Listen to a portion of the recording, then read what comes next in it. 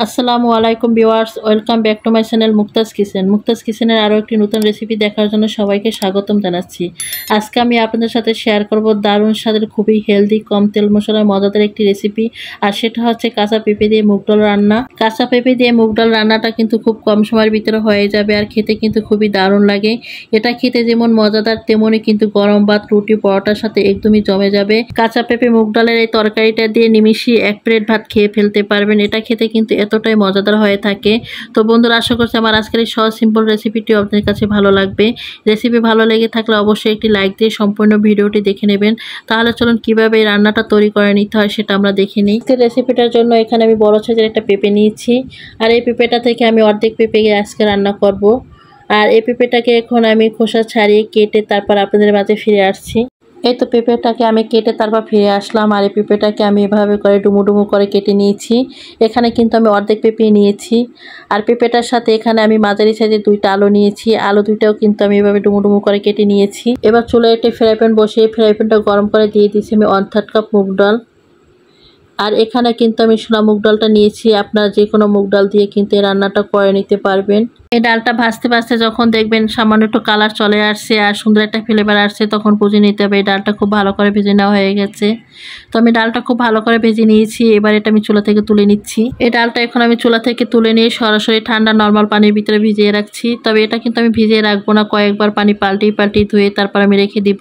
কিন্তু পানি দিয়ে কিন্তু এটা ভিজিয়ে রাখবো না, তাহলে কিন্তু এটা বেশি নরম হয়ে যাবে। এবার চলে আসছে আমি মেন রান্নাতে। প্রথমে আমি রান্না করার জন্য একটি ফ্রাই প্যান চুলায় বসিয়ে দিয়ে দিচ্ছি সয়াবিন তেল। তেলটা যখন গরম হয়ে আসবে তখন দিয়ে দিচ্ছি আমি কেটে ধুয়ে রাখা পেঁপেগুলো। তো সম্পূর্ণ পেঁপেটা দিয়ে দেওয়ার পরে এখন দিয়ে দিচ্ছি আমি কেটে ধুয়ে রাখা আলুগুলো। আলু আর পেঁপেটা কিন্তু আমি এক সাইজ করে কেটে নিয়েছি, দুইটাকে কিন্তু আমি ডুমো ডুমো করে কেটে নিয়েছি। এবারে পেঁপে আর আলুর ভিতরে দিয়ে দিচ্ছি সামান্য লবণ, তার সাথে দিয়ে দিচ্ছি আমি আরও সামান্য হলুদের গুঁড়া। এবার আলু আর পেঁপেটাকে আমি মিডিয়াম আঁচে একটু সময় নিয়ে ভেজে নেব। আর এই আলু আর পেঁপেটা কিন্তু একটু লালচে করে ভেজে নিতে হবে। আজকের এই রান্নাটাকে আমি সয়াবিন তেল দিয়ে করে নিচ্ছি, তবে আপনারা চাইলে এটা সরিষার তেল দিয়েও করে নিতে পারবেন। আর এভাবে সবজিটা যদি তেলে ভেজে নেওয়া হয় তাহলে কিন্তু তরকারিটা খেতে খুবই ভালো লাগে। এই তো আমি মিডিয়াম আছে 3 থেকে 4 মিনিটের মতো আলু আর পেঁপেটা ভেজে নিয়েছি। আর পেঁপে আলুটাকে কিন্তু আমি সামান্য লাল করে ভেজে নিয়েছি। এবারে আলু আর পেঁপেটাকে আমি তুলে নিচ্ছি চুলা থেকে। সম্পূর্ণ পেঁপেটাকে তুলে নেওয়ার পর এবার আবার আমি সামান্য তেল দিয়ে দিচ্ছি একই ফ্রাই প্যানে। তো তেলটা যখন গরম হয়ে যাবে তখন ফোড়নের জন্য দিয়ে দিচ্ছি একটা তেজপাতা, তার সাথে আরও দিয়ে দিচ্ছি আমি 1 টুকরা দারচিনি। এবার দিয়ে দিচ্ছি আমি 2টা এলাচ, তার সাথে দিয়ে দিচ্ছি আমি সামান্য গোটা জিরা। এবার এখানে দিয়ে দিচ্ছি আমি 2টা শুকনো মরিচ। এবার এই মিডিয়াম আছে আমি এগুলোকে একটু হালকা ভেজে নেব 10 থেকে 15 সেকেন্ডের জন্য। তো সম্পূর্ণ মশলাটা যখন 10 থেকে 15 সেকেন্ডের মধ্যে ভাজা হয়ে যাবে তখন এখানে দিয়ে দিচ্ছি আমি 2টা পেঁয়াজ কুচি। এবার এই পেঁয়াজ কুচিটাকে আমি হালকা নরম করে ভেজে নেব, তবে কোনো লালচে বা ব্রাউন করে ভাজার কোনো দরকার নেই, হালকা করে একটু ভেজে নিলেই হয়ে যাবে। তো পেঁয়াজটা আমি খুব ভালো করে ভেজে নিয়েছি। এবার এখানে দিয়ে দিচ্ছি আমি 1 চামচ আদা বাটা, রসুন বাটা। এখানে আমি আদা রসুনটা একসাথে দিয়েছি। এখানে 1/2 চামচ রসুন আর 1/2 চামচ আদা বাটা ছিল। আদা রসুনটা আমি খুব ভালো করে তেলের উপরে ভেজে নিচ্ছি, আদা রসুনের কাঁচা ঘ্রাণটা চলে যাওয়া পর্যন্ত। আদা রসুনটা ভেজে নেওয়ার পর এখন এখানে দিয়ে দিচ্ছি বড় সাইজের একটা টমেটোর অর্ধেক টমেটো কেটে দিয়ে দিচ্ছি। এবার এই টমেটোটা আমি মশলার সাথে একটু ভেজে নিচ্ছি। টমেটোটা নরম হওয়া পর্যন্ত আমি এভাবে ভেজে নিব। টমেটোটাও আমি আদা রসুনের সাথে খুব ভালো করে ভেজে নিয়েছি।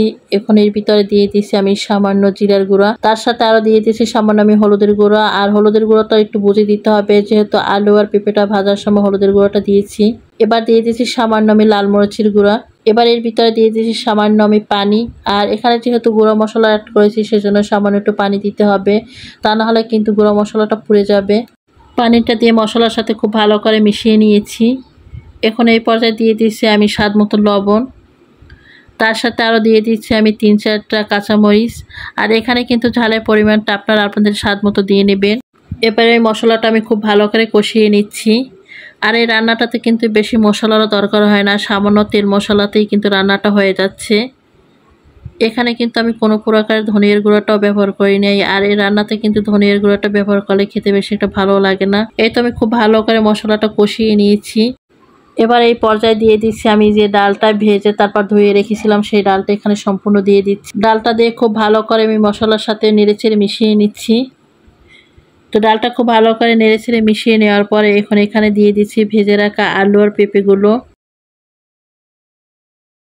আলু আর পেঁপেটা আমি সম্পূর্ণ দিয়ে এখন ডাল আলু পেঁপেটা খুব ভালো করে মিডিয়াম আঁচে কষিয়ে নিচ্ছি। তো এই পর্যায়ে কিন্তু জালটা মিডিয়াম রেখে এগুলো কষিয়ে নিতে হবে। ডাল আলু পেঁপেটা খুব ভালো করে আমি কষিয়ে নিয়েছি। এখন এই পর্যায়ে আমি অ্যাড করব পানি।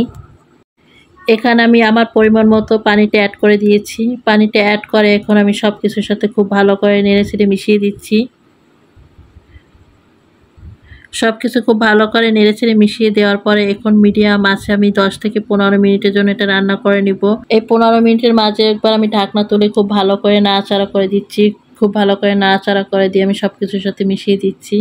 এই রান্নাটা করতে আর বেশিক্ষণ সময়ও লাগবে না, যেহেতু আলু আর পেঁপাটা কিন্তু আগেই আমি তেলের উপরে অনেকটা ভেজে সিদ্ধ করে নিয়েছি। সব কিছু খুব ভালো করে নাড়াচাড়া করে দিয়ে আবার আমি ঢাকনা দিয়ে ঢেকে এটা রান্না করে নেব ডাল আলু আর পেঁপেটা সম্পূর্ণ সিদ্ধ হয়ে যাওয়া পর্যন্ত। আপনারা এভাবে মুগ ডাল আর পেঁপের তরকারিটা রান্না করে খেয়ে দেখতে পারেন, এটা কিন্তু খুবই দারুণ লাগে। তো আমি বেশ কিছুক্ষণ পরে ঢাকনাটা তুলে নিয়েছি। ঢাকনাটা তুলে নিয়ে আমি আবারও খুব ভালো করে নাড়াচাড়া করে দিচ্ছি। আর এই পর্যায়ে কিন্তু আমার আলু ডাল আর পেঁপেটা কিন্তু খুবই সুন্দরভাবে সিদ্ধ হয়ে গেছে। আমি আপনাদেরকে একটা দেখিয়ে দিচ্ছি যে এটা কতটা দারুণভাবে আর সুন্দরভাবে সিদ্ধ হয়ে গেছে। আর ডালটা কিন্তু এভাবে একটু গোটা গোটাই থাকবে। মুগ ডালটা কিন্তু এভাবে গোটা গোটা থাকলে কিন্তু খুবই ভালো লাগে খেতে। তো এটাকে কিন্তু এখন আমি চুলা থেকে তুলে নেব। চুলা থেকে তুলে নেওয়ার আগে এখানে আমি দিয়ে দিচ্ছি 1 চামচ ঘি।